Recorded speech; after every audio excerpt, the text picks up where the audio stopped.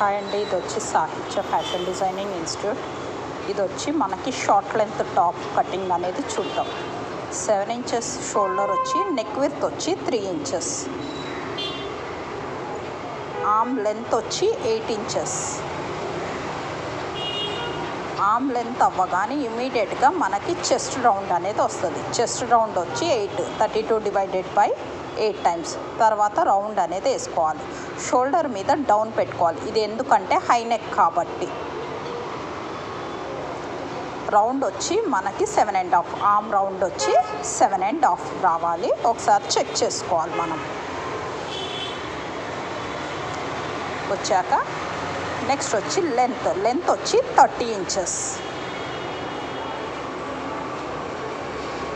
Top length వచ్చి 30 inches, neck width వచ్చి 3 inches, neck deep వచ్చి 6 ఇంచెస్.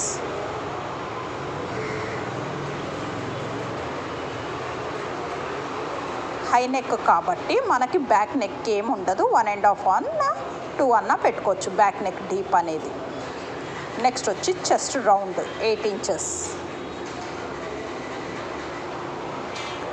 తర్వాత వచ్చి కట్ లెంత్ వచ్చి 12 ఇంచెస్. దాని సెంటర్ వచ్చి 6.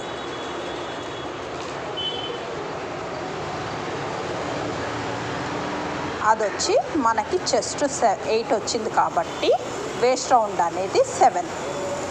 తర్వాత హిప్ రౌండ్ అనేది 9 ఇంచెస్. 7 inches, 9 inches, 8 inches, 7, 9.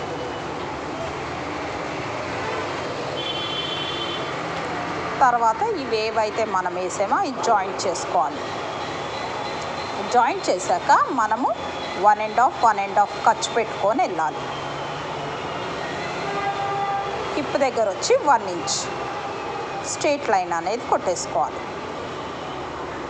ఇప్పుడు కటింగ్ అనేది చూద్దాం. షోల్డర్ దగ్గర నుంచి కట్ చేసుకోవాలి. ఎప్పుడైనా సరే నెక్ అనేది బక్రం కట్ చేసుకొని బక్రాన్ని వేసుకొని తిప్పుకోవాలి.